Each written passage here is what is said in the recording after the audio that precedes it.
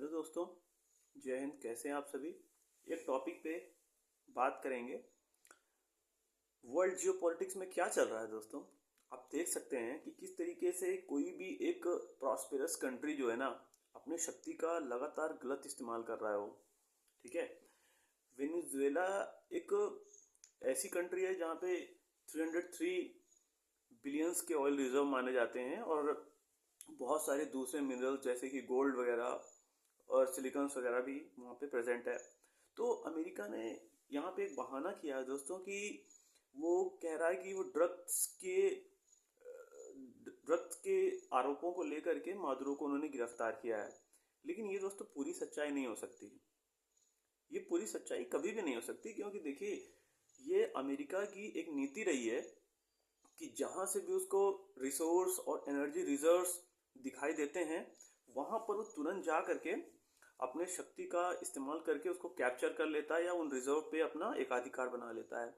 ये कोई एक नई बात नहीं है दोस्तों। अगर आप देखेंगे ना हाल में, तो ये दुनिया क्या है ना, इस चीज़ों को एक साथ अगर आप ऑब्जर्व नहीं कर पा रही है, या थिंक टैंक्स अगर ऑब्जर्व कर भी रहे हैं ना, तो इतना डीपली शायद कोई एनालाइज नहीं कर पा रहा है। अगर ध्यान से आप देखें हाल ही में दोस्तों क्या हुआ, सबसे पहले देखिए, अगर आप देखेंगे नेपाल के अंदर जिस तरीके से रिजीम चेंज हुई है ना, तो वहाँ पे जेंजी का एक आंदोलन हुआ, वहाँ पे रिवोल्यूशन हुआ। उस चीज़ को ब्लेम क्या किया गया कि वो अपना जेंजी का रिवोल्यूशन है वो। लेकिन ऐसा नहीं था दोस्तों। फॉरेन इन्वेजन की उसमें ताकत जो है जरूर इन्वॉल्व थी। इसके बाद आप देखिए, इसके पहले श्रीलंका में भी ऐसा ही हो चुका है, अफगानिस्तान में भी आप देख ही रहे हैं। अफगानिस्तान के बाद आप यहाँ पे देख सकते हैं, कुछ दिन पहले थोड़ी पुरानी बात करें तो सद्दाम हुसैन भी एक रिजीम चेंज का एक हिस्सा थे, उनको फांसी दे दी गई थी। ठीक है। और बहुत ज़्यादा कोशिशें जो है आपके अपने कंट्री इंडिया पे भी हो चुकी है दोस्तों। ठीक है ना। और एक और एग्जांपल लेना चाहूँगा बांग्लादेश का। बांग्लादेश में देखिए, यूनुस खान को ना सो कॉल्ड वो अंतरिम इंटीरियर गवर्नमेंट के हेड उनको बनाया गया है, क्योंकि इंटीरियर कुछ नहीं है, कोई भी अंतरिम गवर्नमेंट नहीं है वो परमानेंट एक तरीके से उनको शक्ति से, बाहरी शक्ति से लैस जो है उनको एक प्रेसिडेंशियल कैंडिडेट बनाया गया है यहाँ पे। आप क्लियरली देख सकते हैं। तो जो अमेरिका की रणनीति है ना, वो ये है कि पूरे वर्ल्ड पे हमको राज करना है। जो हमारी बात मानेगा, हम तो तब तो ठीक है, it's fine. Otherwise I will do what ever I can, either by weapons and equipments. तो वेपनाइज करके चीज़ों को अपने पक्ष में किया जा रहा है दोस्तों। इससे बुरी बातें और कुछ हो भी नहीं सकती थी आज के समय में। अगर आज के समय में आप देखेंगे तो कोई भी एक शक्ति संपन्न देश, ठीक है ना, तो इस तरीके का चीज़ें बहुत निंदनीय है। और मैं तो इसमें एक और बात की चर्चा करूंगा कि अमेरिका और रशिया का आप ये देखेंगे ना, अमेरिका और रशिया का देखिए, एक स्टेटमेंट जारी किया है रशिया ने कि हम इसका विरोध करते हैं, हम इसको कॉन्डेम करते हैं, बट ये इतना पर्याप्त है दोस्तों। एक देश एक्शन पे एक्शन लिए जा रहा है अपने हितों को लेकर के, वो किसी भी लेवल तक वो जा करके ना स्ट्राइक करके किसी उसकी संप्रभुता को, इसकी सोवेरेनिटी को चैलेंज करके वहाँ के राष्ट्रपति और उनकी पत्नी को गिरफ्तार कर लेता है। ठीक है। और हम यहाँ पे सिर्फ स्टेटमेंट दे रहे हैं। चाइना ने कहा है कि ये अच्छा नहीं हुआ है ना, रशिया ने कह रहा है कि हम इसका विरोध करते हैं। अरे, इंडिया का स्टैंड भी आपने देखा होगा न्यूट्रल रहा है। ठीक है। इंडिया का स्टैंड भी वैसा ही है जैसे पहले रहता था कि हम किसी के साइड नहीं बोलेंगे, हम कोई ऐसी बातें नहीं लेंगे, अंडरलाइन वाली चीज़ें हम नहीं बोलेंगे। लेकिन दोस्तों, बस यही थिंकिंग जो है ना, अमेरिका यूएस जैसे नेशन को ना पावरफुल बनाती है। वो ट्रम्प अच्छी तरीके से जानते हैं, क्या जान चुका है ट्रम्प की, कोई भी उनको चैलेंज करने वाला नहीं है। सब, कोई भी हमला होता है, कुछ दिन तक बातें होती है, उसके बाद इस पे कोई भी एक्शन नहीं लिया जाता है।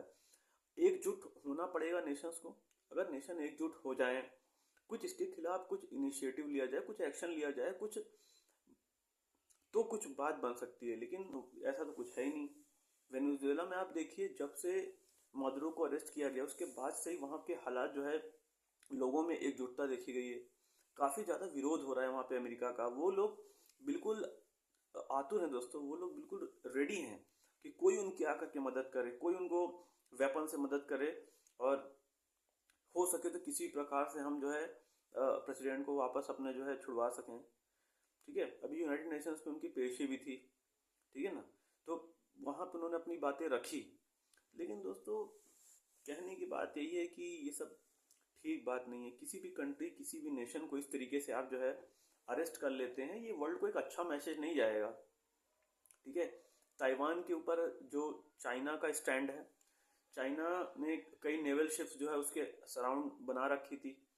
अमेरिका ने उनको भी धमकाया है कि कोई प्रेशर जो है नहीं बर्दाश्त किया जाएगा। तो यहाँ पे आपको अमेरिका चाइना का भी एक तरीके से टकराव आने वाले समय में देखने को मिलेगा।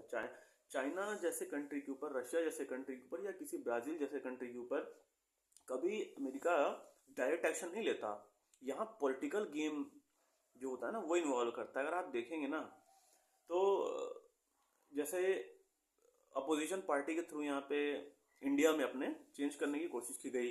राहुल गांधी का आपने सुना होगा, वोट चोरी, वोट चोरी, वोट चोरी, वोट चोर। तो ये वोट चोरी कभी कभी मुझे लगता है कि ये क्या फॉरेन जो है इन्वेजन वाली लाइनें बोल रहे हैं, ये क्या हमारे देश के लोग हैं? भाई, हम लोगों के अंदर नेशनलिज्म होना चाहिए, है ना। कोई भी इज्म ना हो, but nationalism is very important. तो हमें सोचना होगा कि राहुल गांधी कहते हैं India is not a nation, India is not a nation. अरे, जब इंडिया नेशन ही नहीं है तो आपको पॉलिटिकल लीडर किसने बना दिया?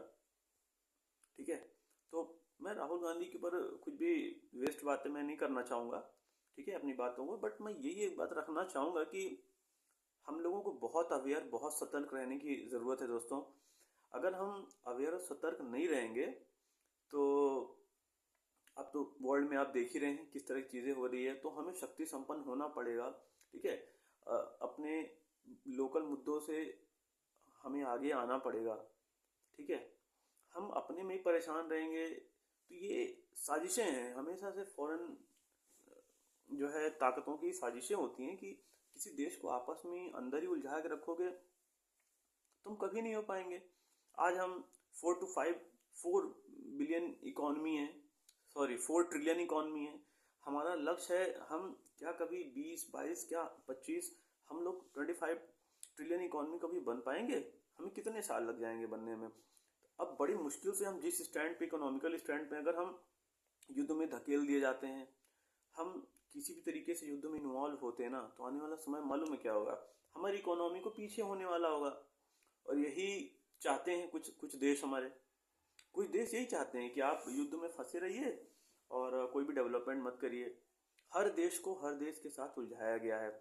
रशिया को यूक्रेन के साथ, इंडिया को पाकिस्तान के साथ, है ना, बांग्लादेश के साथ, और न जाने और ऐसे ही सारे देशों को, जितने भी देश आप देखें ना किसी प्रॉक्सी बना करके उन देशों को उलझाया गया है, ठीक है। तो मैं यही गुजारिश करूंगा कि आप लोग अलर्ट रहिए। नेशनलिज्म अपने देश में होना चाहिए, एकता की भावना रखिए और समझिए, ग्लोबल पॉलिटिक्स को समझिए। Otherwise you will just throw it out of your country और आप फिर से स्लेव होने की कगार पे आ जाएंगे। वो दिन दूर नहीं जो कॉलोनिज्म जो होता है ना, वो वापस से आपको कॉलोनाइज कर लेगा। तो सारी चीज़ें, तो मैं यही कहूँगा कि हमें सतर्क रहने की ज़रूरत है, ठीक है। आज की थैंक यू।